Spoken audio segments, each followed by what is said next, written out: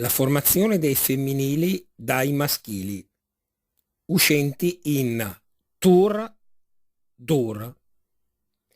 Al femminile si aggiunge a. Qualche esempio: el bevidor, la bevidora, el gigador, la gigadora, el tintor, la tintora. Oppure cade tur o dor e si aggiunge tris. Qualche esempio: l'ator, i atris, el debitor, i debitris, l'operador, i operatrice.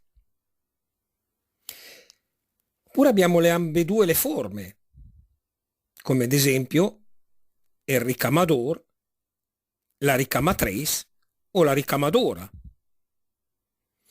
Eccezioni sono il dottor, la dottoressa, il fattor, la fatturessa.